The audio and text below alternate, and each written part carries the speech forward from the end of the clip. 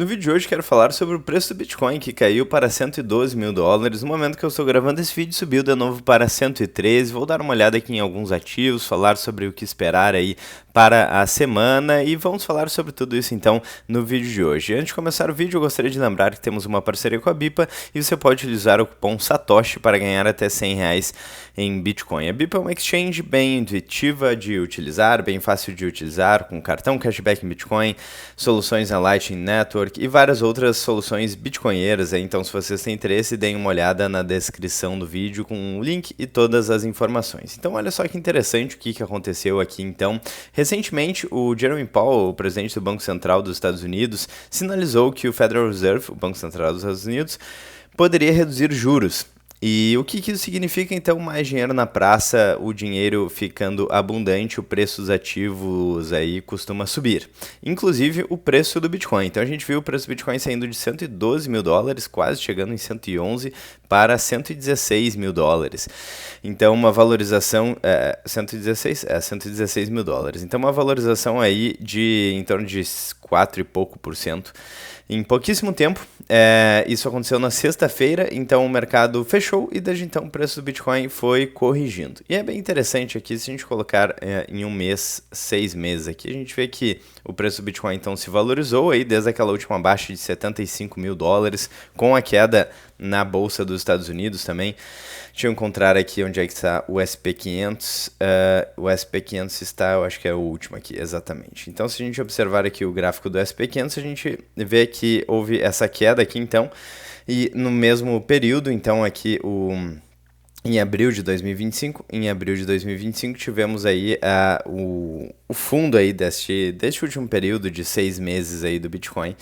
E desde então, tanto o SP500 quanto o Bitcoin se valorizaram então. E é interessante ver aí essa relação entre economia global e Bitcoin, por isso que a gente olha tão atentamente o SP500, que é o principal índice aí dos Estados Unidos. Então, geralmente, quando o mercado está indo muito bem, tem dinheiro abundante na praça, juros baixos, certo? Principalmente nos Estados Unidos, a gente vê uma valorização aí dos ativos com liquidez, o Bitcoin incluído. Bom, então o Bitcoin chegou aí na máxima histórica, um pouco acima de US$ 124 mil, e até agora vem corrigindo, certo? E dado o contexto atual, tanto de índices aí nos Estados Unidos, no mundo, assim como algumas notícias aí, então algumas notícias bastante positivas aqui, como, por exemplo, deixa eu encontrar aqui, né, o maior fundo soberano do mundo que aumentou a exposição do Bitcoin aí no segundo trimestre agora, então notícia recente. Temos aqui a notícia dos planos de aposentadoria também, liberando o investimento em Bitcoin.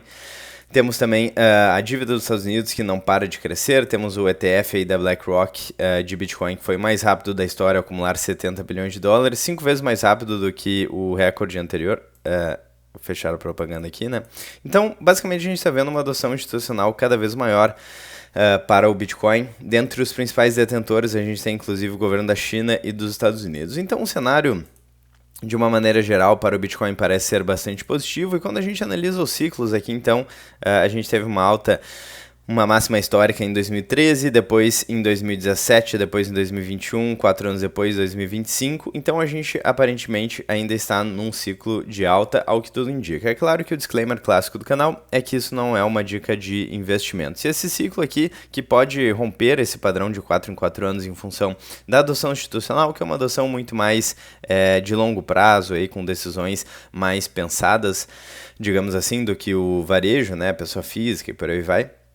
Então pode ser que a gente esteja testemunhando a quebra desse padrão, que é o que eu já falei em vários vídeos aqui do canal.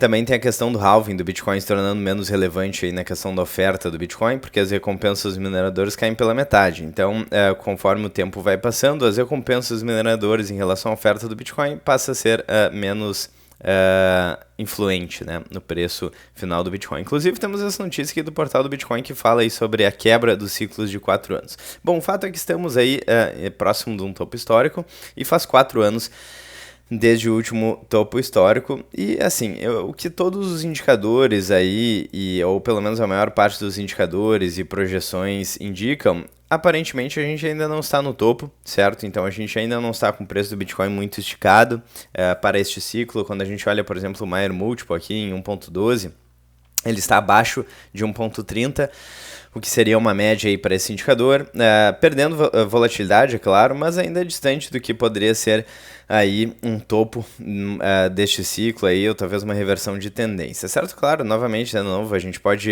ver os padrões se quebrando, né? Alguns talvez já estejam sendo quebrados, mas nenhum indicador mostra que o preço está muito esticado aqui, quando a gente olha, por exemplo, para as linhas de tendência do Bitcoin Rainbow Chart ou do Bitcoin Long Term Power Law, a gente vê também o preço do Bitcoin abaixo do que seria um preço estimado mediano aí para o Bitcoin. Então, mesmo muito próximos da máxima histórica, a gente ainda não viu o Bitcoin, pelo menos quebrando essas linhas de tendência aí de hold, uma linha mais mediana de tendência que pode gerar aí em torno de 200 mil dólares por aí, certo? E quando a gente olha o Bitcoin Fear and Greed Index, estamos agora abaixo dos 50, então mais medo do que ganância aí nesse indicador. Lembrando que geralmente quando a gente tem muito medo do mercado, são bons períodos de entrada, né? A gente teve aqui Bitcoin 3 mil dólares.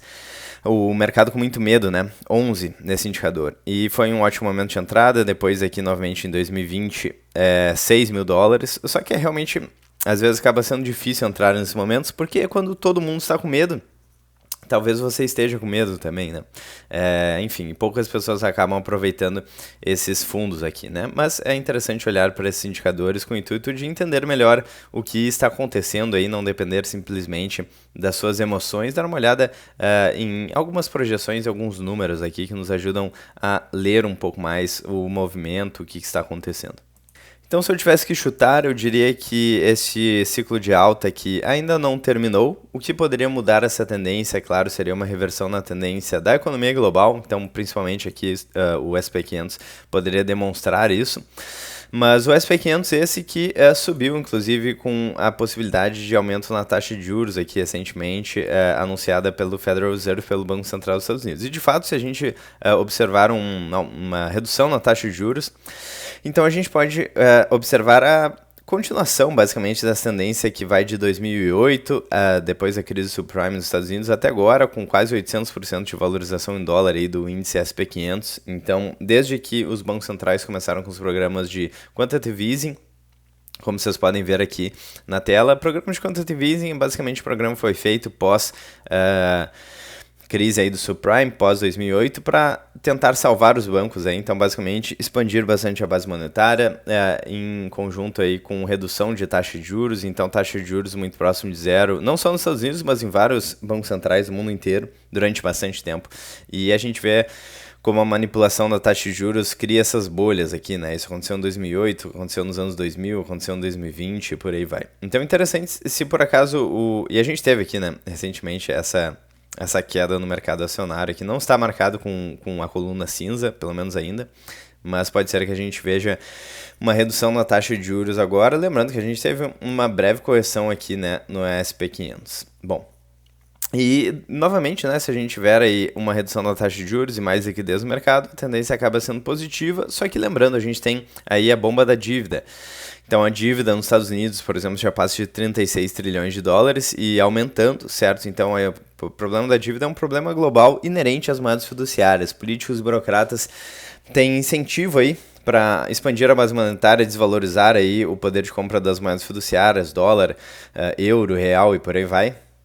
Umas de forma mais rápida, outras de forma mais devagar, mas basicamente os ativos escassos acabam se beneficiando disso, certo? Porque as pessoas estão percebendo que as moedas fiduciárias são insustentáveis no longo prazo, então estão surgindo algumas alternativas como Bitcoin e, claro, a gente tem a clássica alternativa aqui, do ouro, que também está muito próximo da máxima histórica. Aqui nós temos o preço do Bitcoin em reais, que está a 633 mil reais. Às vezes o gráfico fica meio bugado, mas enfim, está muito próximo também da máxima histórica. E enfim, talvez a próxima meta aqui para o preço do Bitcoin em reais seria de R$1 milhão, certo? Seria interessante ver um Bitcoin apenas valendo R$1 milhão.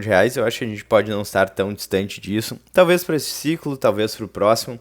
Mas e se a gente tiver uma desvalorização do real frente ao dólar, como já aconteceu aqui recentemente, né, o dólar passando de 6, isso daí, esse período aí pode se tornar mais breve. Lembrando que o dólar tende a se valorizar em relação ao real no longo prazo, pelo menos historicamente, né, porque o dólar é uma moeda mais forte aí do que o real. A gente sabe de todos os problemas políticos e econômicos aqui do Brasil, certo? Então, seguindo aqui nos ativos, Banco do Brasil também se recuperou nesse dia onde todo o mercado subiu, certo? Depois da declaração do Jeremy Powell, então a gente viu o Ibovespa subindo, o Banco do Brasil subindo e por aí vai, mas quando a gente analisa nos últimos 6 meses, então uma queda de em torno de 26% aí nas ações do Banco do Brasil, o que é preocupante, mas na verdade até não poderia deixar de ser, porque no final das contas a situação no Brasil é bastante crítica, certo? A gente tem basicamente duas opções, uma delas seria muito trágica, seria seguir um caminho parecido com o caminho da Venezuela.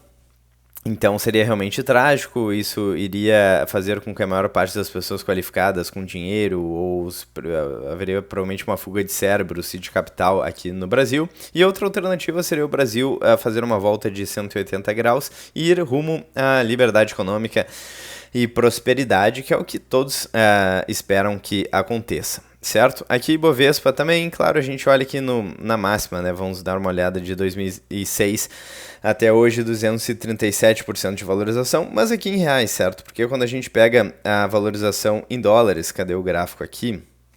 A gente vê que o Ibovespa, corrigindo simplesmente pelo dólar, se desvalorizou aí desde 2010. Então vamos colocar no máximo aqui. Então cuidado para não cair aí na armadilha do ganho nominal, certo? Achar que você está ganhando dinheiro, enquanto na verdade você está perdendo dinheiro se você simplesmente corrigir aí pelo dólar, pela inflação, né, a expansão da base monetária e por aí vai. Então dólar americano aí abaixo dos 5,50, o que é relativamente interessante dado a instabilidade política aqui no Brasil. MicroStrategy também caindo junto com o Bitcoin, certo? A gente teve essa recuperação aí na sexta, mas possivelmente, como o Bitcoin caiu, as ações aí da MicroStrategy podem começar a semana com uma queda também. Então, próximo da máxima histórica aqui, sim, mas com uma queda considerável aí de em torno de 17% desde o último topo. E aqui, finalmente, SP500 também muito próximo da máxima histórica. Aqui uma clássica olhada no impostômetro para deixar vocês irritados aí nesse domingo ou segunda-feira, quando vocês estiverem assistindo esse vídeo aqui. Então, já pagamos, infelizmente, mais de 2,5 trilhões de reais de impostos aí para políticos e burocratas. Então, é realmente muito difícil prosperar no Brasil. Por quê? Porque a gente tem que pagar uma quantidade absurda aí de impostos para políticos e burocratas que ficam com a maior parte aí desse dinheiro, certo? Mesmo que seja aplicado, existe muita ineficiência aí em todos os serviços e produtos que são oferecidos por políticos e burocratas pelo Estado, justamente porque eles não têm nenhum incentivo para oferecerem bons serviços e produtos, porque a gente não tem a opção de não pagar impostos, certo? Então, basicamente, políticos e burocratas aumentam cada vez mais a arrecadação e tomam cada vez mais o nosso dinheiro. Então aqui, por exemplo, 2,5 trilhões de dólares. Com esse dinheiro você poderia receber 10 salários mínimos por mês durante 22 milhões de anos, né? Algo do tipo.